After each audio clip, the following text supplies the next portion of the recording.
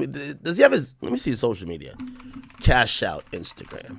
First of all, that name is Cashout can't look broke, right? The name Cashout can't look broke, right? It don't matter if your last hit was like 15 years ago. You can't look broke, okay? Okay? Okay? Exactly. Oh, shit. Oh, shit. I wonder where he got that bird from. God damn. Damn. Holy shit. All right, nigga. Damn. And he got some extra cash in the back pocket. Okay, my boy. All we doing is positive vibes, positive people. Man, people who really want to get rich, man. You talking about really, man, have patience, put that hard work in. No, it ain't gonna be easy, but we. Every scammer always got a motivational speech. Yo, every scammer, drug dealer, everybody who be doing illegal shit to get money always be telling you to work hard. Yo, come on, man, just work hard, focus up, leave the hold alone, you know what I mean? Yo, you gotta really get out the money. Like, they be saying this shit. Nigga, what? How the hell is scammers, the drug dealers and the pimps and sex traffickers got motivational speeches for us? How the hell? Just have some patience, man. Listen, man, it's just wait your turn. Wait your turn. You're like, what is these niggas talking about? We gonna get there. We gonna get there, man. This is after they done scammed 1,500 old ladies, bro. All we doing is positive vibes, positive. It's always positive vibes with the goddamn criminals, huh? Part of being a boss is loving people before you love yourself. What? Wait till I tell you what he was charged with. What the hell?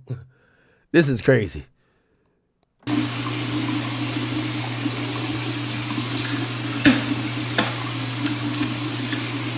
morning. Let's wake up and get these M's, you dig what I'm saying? Every day. Don't do that, I see your thumb. Nah, this is crazy. Ain't no way, Chad. Ain't no way.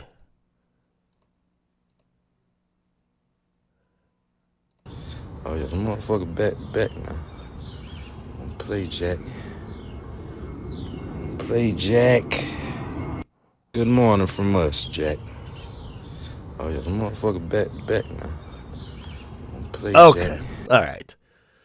So even though my man hasn't had a hit in like 15 years, he would not pass up an opportunity to let us know Cashout was still cashing out. Okay? Now, let me read what actually ended up happening to him, right? So, first and foremost, well, I guess spoiler alert, the nigga got found guilty and sentenced to life in prison for RICO and pimping bitches, okay?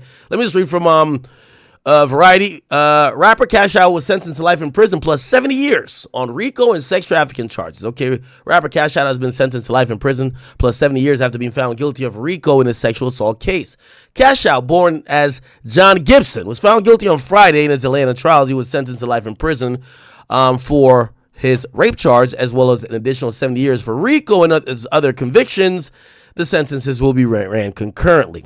The Atlanta MC experienced moderate success in early 2010 with his 2012 debut single Cashing Out, ironic, reaching number 1 on the Billboard Rap Airplay chart. He also scored another hit with She Twerking 2 years later when he released his solo album, Let's Get It. Alongside his sentences, his mother, Linda Smith, was also, oh, goddamn, even the mama was pimping these chicks. Goddamn. His mother, Linda Smith, got 30 years on RICO charge, while his cousin, Tyrone Taylor, was given life in prison plus 70 years. The trial, which began 2 months ago, concerned the allegations that Cashout, his mother and cousin, coerced and forced women into sex work over the course of several years. They were accused of exploiting women for profit, with prosecutors using evidence that included text messages from 8 cell phones. Charges were initially brought in June 2023 against Cashout, who allegedly leveraged his celebrity status to commit his crimes. His legal teams argued that the victims were bullied into testifying against him, while the prosecution claimed that he had engaged in a 7-year reign of terror. This has been going on for 7 years, Fulton County prosecutor Earl Winfrey said during the trial, this ain't just straight pimping. This is straight up trafficking, okay? He did address the court. I'll play that in a little bit. But to kind of explain this organization, we keep hearing RICO, and then obviously we've seen with Young Thug that didn't come to completion, but we kind of understood it there. With Diddy, he beat the RICO charge. Let's see Cashout RICO explain. Let's hear what, and by the way, yeah, he did give a statement before he got indicted. So let's get to some of the details really quick. I don't want to bore you guys, but it is important to understand what he was actually accused of. Where is it? Okay. And by the way, all the women who were involved in this pimping situation, they all testified against him, right? They all testified against him. Okay, is there not an easy explanation I could play? Okay. All right, let's hear what Ricky Smiley had to say. Let's see. Right. What up, Rick? Victims. It has been claimed that some of the women were held against their will and others were beaten. Fulton County Deputy District Attorney Winfred said, we've rescued 2 so far. Some of these women are our most vulnerable women, and he lured them in, let them believe that he cared about them and that he would take care of them, only to flip the script and then begin to pimp them out. He's accused of whipping a young lady who's a sex worker, and this was one of the girls that he had recruited. The rapper reportedly previously pled not guilty, but this new indictment has several more charges. Cashout is currently incarcerated. If convicted, he faces 25 years to life in prison. That is absolutely disgusting and sad. Yeah, and our women need to be protected. Man, that's why we're here to protect women. That's like the first order of business. Little sister or your own little cousin. He said, come on in here and get this tea while it's hot. She began. So apparently it's a party going on where plaques are given away for my... Okay. All right. So that's been happening. I can't find a good video that gives like a good breakdown. I think people didn't really give a damn about this case until he got found guilty, honestly. Oh, here we go. Maybe this guy did. Who is this? Mama is listed in charge on the rap songs chart, but this is his own. His mama is listed in charge as a co-conspirator. Mama Cashout is a star all by herself. Oh, is this her? Nobody wins when young woman who was trafficked. Here we go. Yo, I like this channel, The Family, man. This thing will be like wrapping up everything pretty good for me. I like this.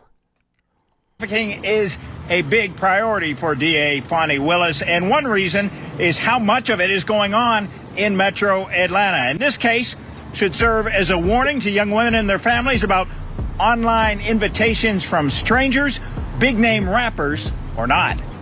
The most troubling aspect of this case is that women have been victimized and brutalized within our community by people who had a chance to do something else with their lives. Involvement of a celebrity rapper who has yet to go on trial on related charges, but because of the justice it got for a young woman who was trafficked, then attacked, and message it sends that buying sex is not okay and is a big deal.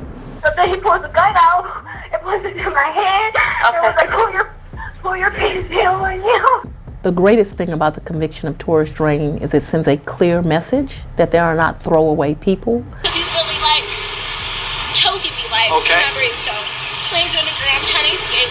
That this lady had value and he had no right to do what he did. Within the last 24 hours, the district attorney for Atlanta, Fonnie Willis, had made some remarks to the local news station. It was information about a recent case and that young man being sentenced. He was sentenced to life plus 30 years for something we'll later discuss in the story. And after doing my research, in fact, this was the case that got the rapper from Atlanta and his mother arrested just last year. The mother-son artist-manager duo had managed to get under the spotlight for all the wrong reasons. So before we uncover who we speaking on and what they done, remember family, I won't give you no angle, I just give you the story. So with that being said, make sure you like, comment, and subscribe.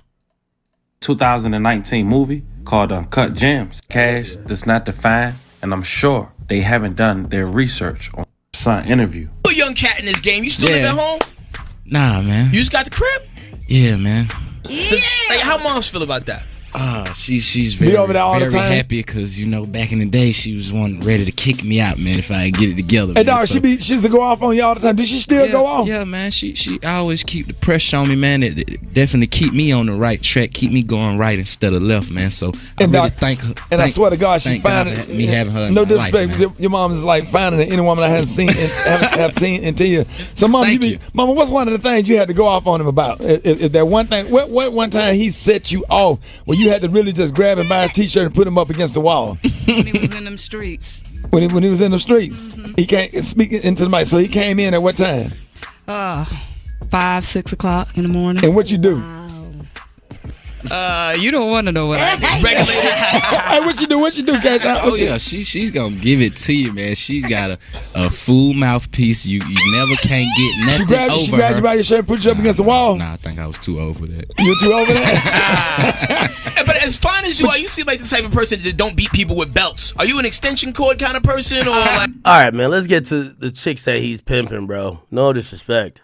So we get to this point and understand they had a close relationship. Fast forward to 2022, Mama Cash. So he learned the pimping from his mama. So his mama probably got pimped back in the day. You know one of them ones? Cash and Cashout will be arrested. There will be 2 or 5 people indicted by Fulton County. According to the indictment, they formed Pyrez Music Group LLC to promote the rapper's music and brand. However, the defendants are accused of using the company to coerce, entice, and recruit young women to engage in commercial as activities. The women reportedly expected to receive financial opportunities and personal benefits, including, but not limited to, increased power and status within the company. Well, the Fulton County District Attorney's Office says human trafficking is a big priority for DA Fonnie Willis, and one reason is how much of it is going on in Metro Atlanta. In this case, should serve as a warning to young women and their families about online invitations from strangers, big-name rappers or not. The most troubling aspect of this case is that women have been victimized and brutalized within our community by people who had a chance to do something else with their lives. How many of these sex workers have been rescued? We've rescued 2 so far. Deputy Fulton County District Attorney Ernell Winfrey says, John Michael Hakeem Gibson is a successful musical artist who performs under the name Cashout, as seen on YouTube.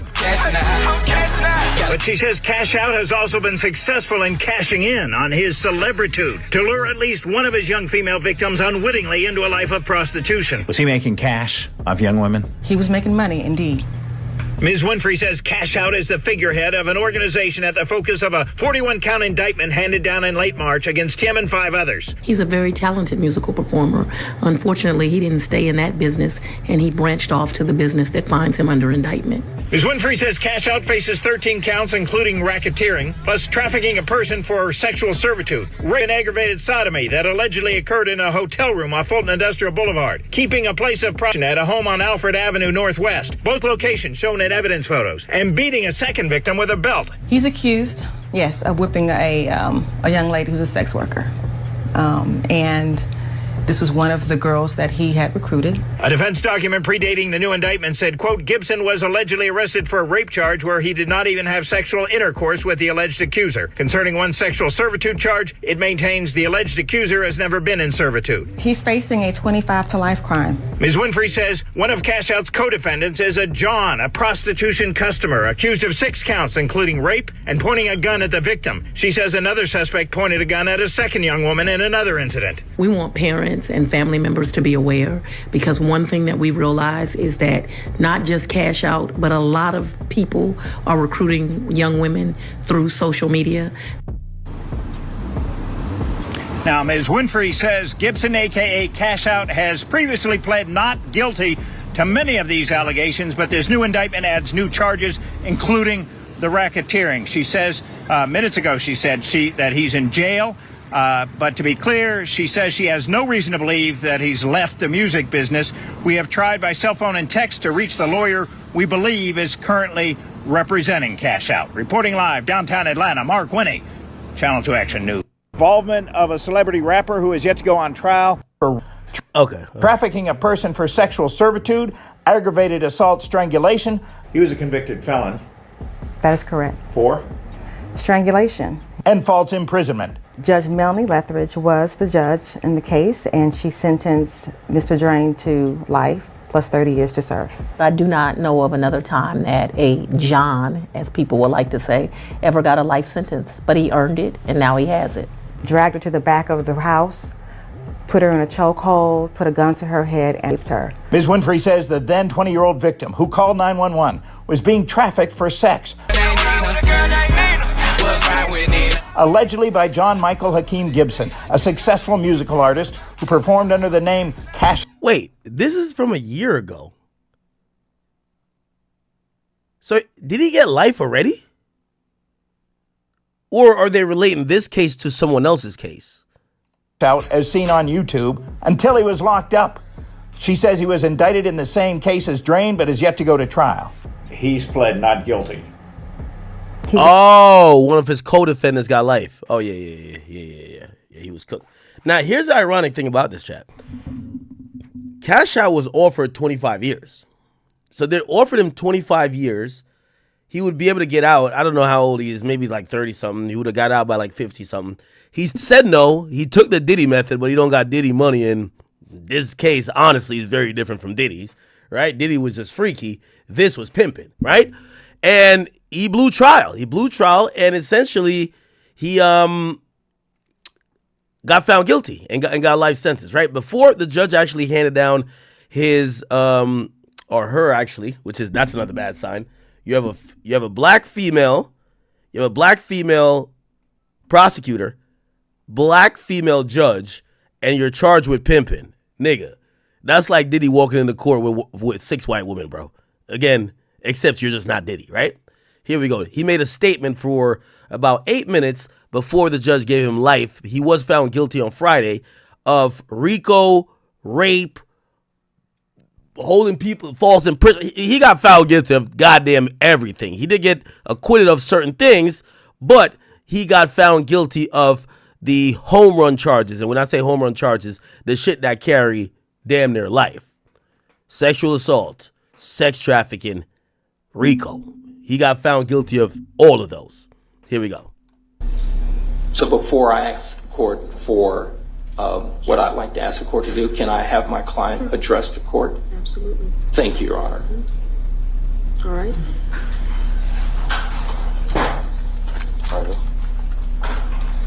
What would you like me to stand?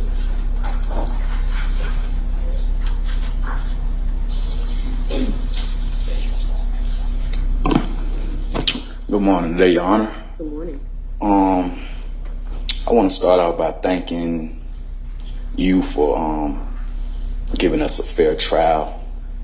I want to thank the jurors for the amount of time that they put in to judge this trial.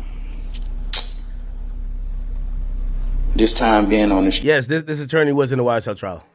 I was able to see how the jurors are put in a tough position to, sit there and judge someone's life, and, it's a hard decision, and I felt like they made the wrong judgment. I've done things in my life, I'm not perfect, but the things I've been accused of, I know that I haven't done those things. I know it's typical for a person to come up here and, show remorse to, crimes that they have done, but I can only show remorse to the people that I know that was in this trial, which is. Oh, they're bleeping that out. Not remorse on behalf of like I did anything to them, because if you know me, and people who really know me know that I wouldn't force anybody to do anything.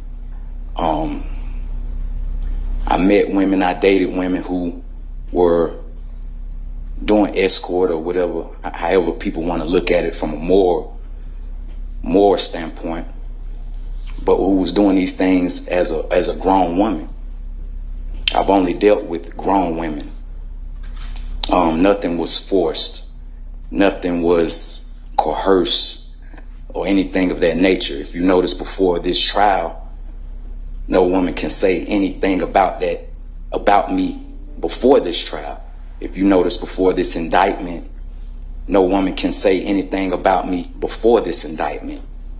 I get the situations that people are put in when they're faced with a certain type of crime or a certain type of time, and they're bullied into this situation to put the blame on someone, or to put the blame on Cashout, or to put the blame on someone. I'm gonna be honest with you. For his explanation here, he might as well have taken a stand. So I don't know. He's not apologizing here, people. He's actually saying, I know people usually come up here because he's already found guilty. He's like, his fate now lies in the hands of the judge and how much years she's gonna give him.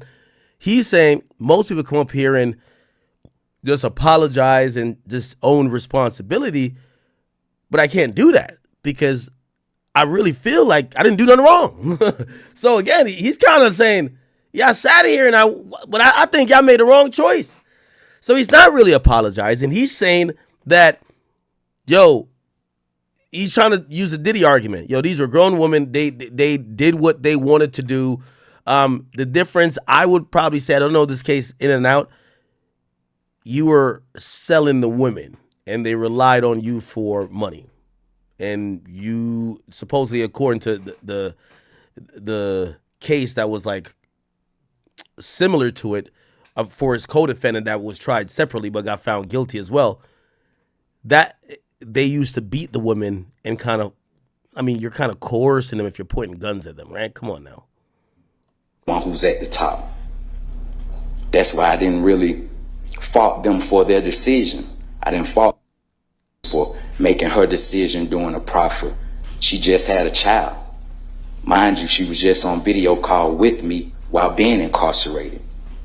I don't fault for doing the thing. Oh, this nigga name dropping. And she did. By the way, all the girls flipped on him. With her proffer, because mind you, she was facing a certain amount of time handling her probation in different cases that she's on. I don't fault people for making accusations because I'm a man that typically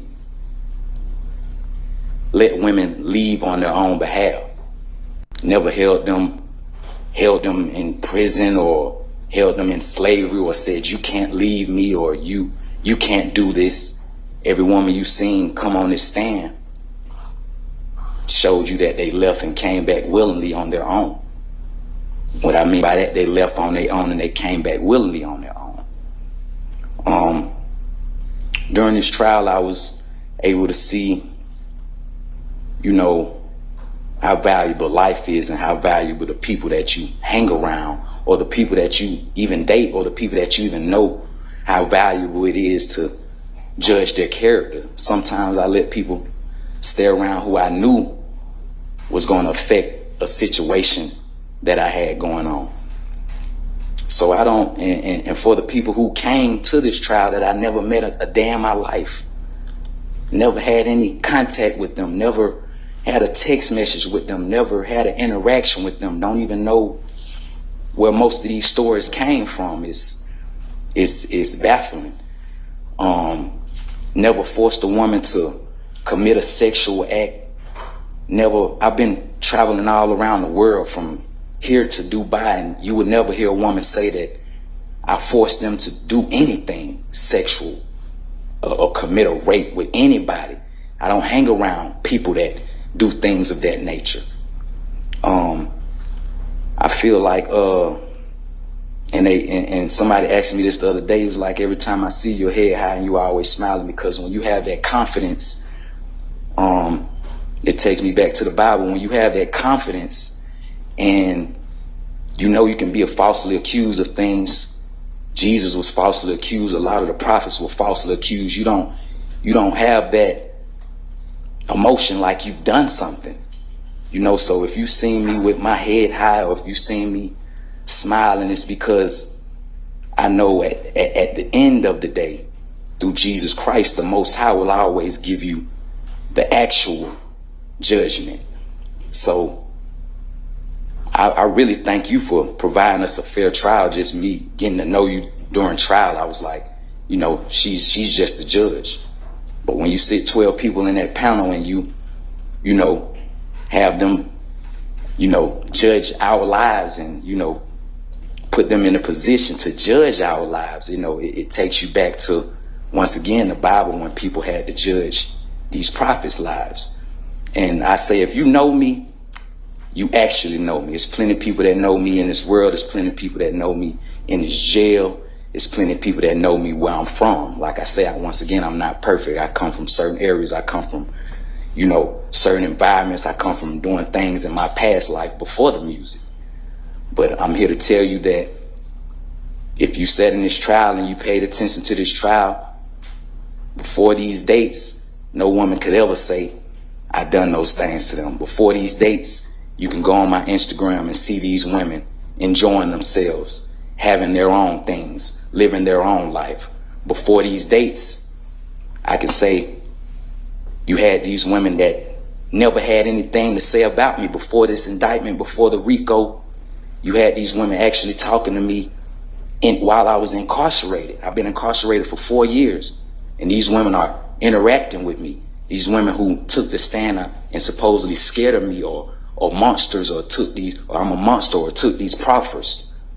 This wasn't the case before they was indicted. So from my perspective, okay, he's kind of making a point here, but again, he should have took the stand. I'm wondering where the fine line is, and you know, obviously, Fulton County, they love the RICO. Like they absolutely cherish and love the RICO charge, and they were successful here. I think what he really means to say, and this is why I said he should have took the stand. Maybe he could have been on some Diddy shit, pause, and just said, listen, yo, check this out. Yo, I pimped a few hoes, but I wasn't doing all of this other shit in no organized fashion. I met a couple bitches. They already was selling pussy. I knew some niggas that had some money that want to buy some pussy. I put him with her with him. I took my cut off the top. Yeah, I was pimping. That's a charge too. But that's not a life sentence plus 70 years. I think that's what he's kind of alluding to, because what happens is they take that and they now say, oh no, you forced these women to do this. They didn't want to do this shit. Because that's what sex trafficking is, right? Like you elicit commercial sex acts from women using force, fraud, or coercion, right? And I think what he's saying, like, yo, these are grown women. Yeah, I'm broke. I'm a rapper, or I was a rapper. Yeah, I was like connecting 1 and 2, getting whatever. And again, that if you ask me, that's the difference between this motherfucker doing 5 years and this nigga doing life, right? Because they trumped up the RICO to say he had a system. He had his mama doing this. He had his so and so doing that. And that's why, you know, I think somebody said they overbaked him. Yeah, they overcooked his ass. I ain't gonna lie. I feel like some people can get bullied into a situation that they really don't really want to do. And I'm sitting here just holding my head high and just, you know, feeling that one day the truth will come out. One day the truth will come out on my situation. One day the truth will come out on this rape allegation, that these things never happen. And when you see a person get up on that stand and put their hand on the Bible and swear to tell the truth, the whole truth, and nothing but the truth, that means you have to be perfect, like you're Jesus. You have to be perfect on that stand. You can't show a flaw. And that's a tough one. It's a tough one for me, because I had flaws in my life. So you have to tell the complete truth on that stand. And I got up there and see people put their hand on that Bible and not tell the complete truth. And that's baffling. But at the end of the day, I put my trust in the Most High. I put my trust in the universe to bring out the truth, to bring out the truth of these people who made these allegations. To me, it's like you have no heart. You have no heart. And I know people want me to stay in line or walk a toe, but when you speaking something truthfully and you speaking from the heart and you know that this is not your character, something must be said. And I just wanted to address the court and give my perspective on the things that I felt during this trial and the judgment that I felt that the jurors gave us was not the correct judgment. And it will show. Thank you. All right. All right, this is where you get overcooked right here.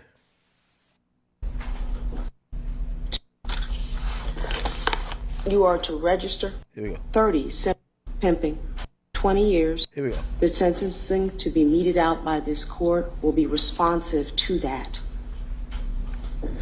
Mr. John Michael Hakeem Gibson, would you please stand? Okay. On count 1, violation of the Georgia RICO Act, 20 years to serve in confinement to run consecutive with count 10. On count 10, rape, life in confinement. Damn. Count 12, aggravated sodomy, life in confinement to run concurrent with count 10. Count 22, trafficking a person for sexual servitude, 20 years to serve in confinement to run consecutive with count 1. Count 23, trafficking a person for sexual servitude, 20 years to serve in confinement to run consecutive with count 22.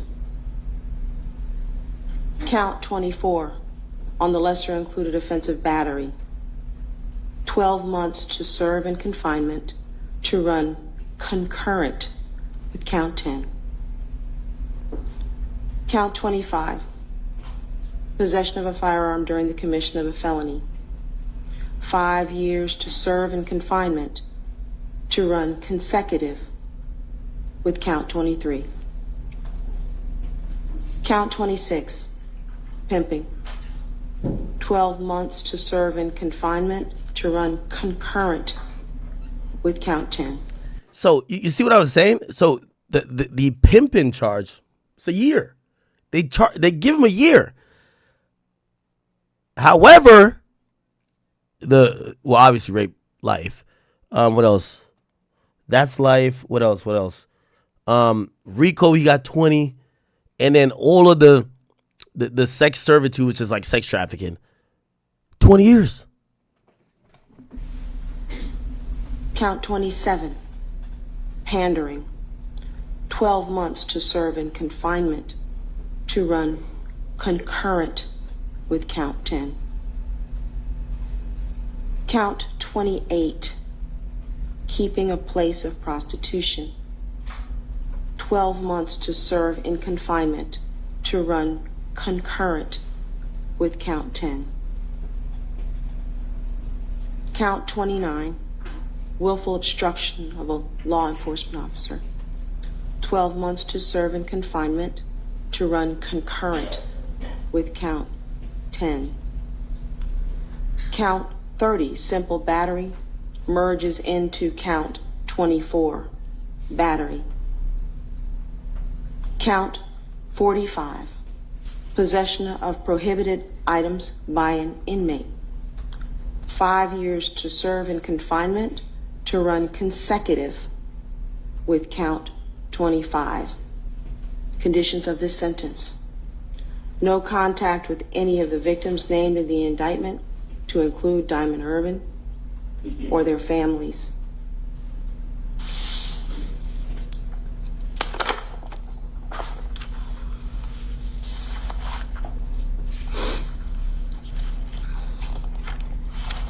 Damn.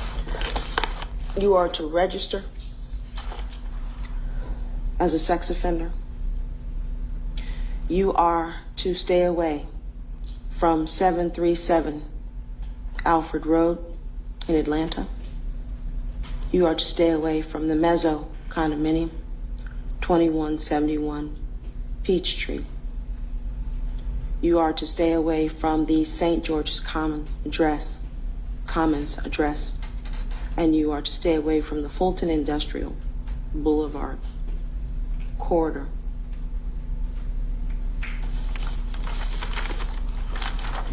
All right, you may be seated. All right, Ms. Smith and counsel, please stand. That's the mom. That's the mom. As to count 1, violation of the Georgia RICO Act, 20 years to serve in confinement. Count 37, trafficking a person for sexual servitude, 10 years to serve in confinement to run consecutive to count 1. You're to have no contact with any of the victims, including Diamond Irvin, named in this indictment, or their families. You are to register as a sex offender. You are to stay away from 737 Alfred Road, the Mezzo at 2171 Peachtree Road, the address at the St. George's Commons, 9340, and the FIB, Fulton Industrial Boulevard corridor. You may be seated. They gave the mom 30 years. All right, Mr. Taylor. On count 1, violation of the Georgia RICO Act, 20 years to serve in confinement to run consecutive with count 9. Count 9, rape, life in confinement. Damn, why she say it like that? Count 11, aggravated sodomy, life in confinement to run concurrent with count 9. Count 13, trafficking a person for sexual servitude, 20 years to serve in confinement to run consecutive with count 1. Count 15, aggravated assault with a deadly weapon, 20 years to serve in confinement to run consecutive with count 13. Count 16, false imprisonment, 10 years to serve in confinement to run consecutive with count 15. Count 17, pandering by compulsion, 10 years to serve in confinement to run concurrent with count 9.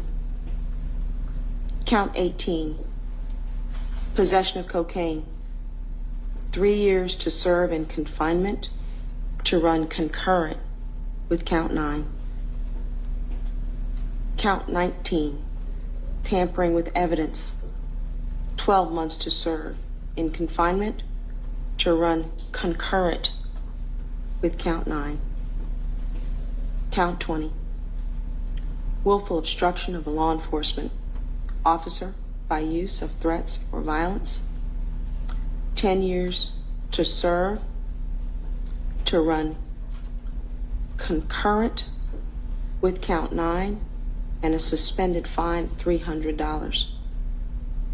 You're to have no contact with any of the victims named in the indictment, nor are you to have any contact with Diamond Irvin or any of their families. You are to stay away from the Fulton Industrial Boulevard corridor. You are to stay away from 737 Alfred Road in Atlanta. You are to stay away from the Mezzo address at 2171 Peachtree Road and the address at the St. George Commons, 9340. You register as a sex offender. Well, damn. Now, I ain't gonna lie. I wish I had the indictment here. If anybody got a link to the indictment, I could look it up, but I want to like pause the stream. I gotta read what these motherfuckers really did. Like, I know he was pimping, clearly, but the obviously there's sexual assault in there too. But the idea of like this whole like trafficking someone for sexual servitude, which is sex trafficking. I'm wondering. I want to see the descriptions of those. I didn't really follow this case a lot. This didn't get televised, but I did hear like pretty much all the women like came forward and admitted that they were getting their ass beat or they were threatened to continue in this sexual well they now call it sex trafficking, right? All right. Well, cash out. Well, good luck on appeal, but shit, they gave you so much time. This is the crazy thing about a sentence. They gave him so much time that if he died 3 times, he's still going to come back and still not leave the jail cell. And they're going to tell him, but just make sure you stay away from 25 Peachtree Road. It's like, bitch, I can't go nowhere. I can't go nowhere. This is crazy. All right.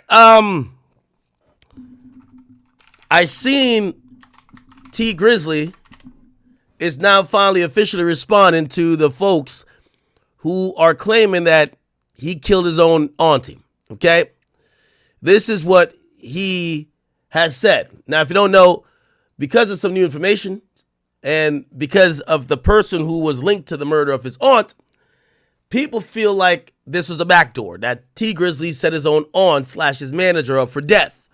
Now, I believe that sounds ludicrous, but people said after they found the person who did it, that person with T Grizzly, a bunch of coincidences that kind of was like too coincidental, they felt T Grizzly had something to do with it, and T Grizzly is now speaking out about it. Here we go.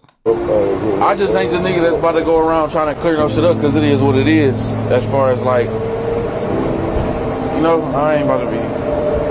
Certain shit you can't entertain, bro, especially when it's absolutely nonsense. You see what I'm saying? Now let's keep it a bean now, bro. Kendrick Lamar and SZA.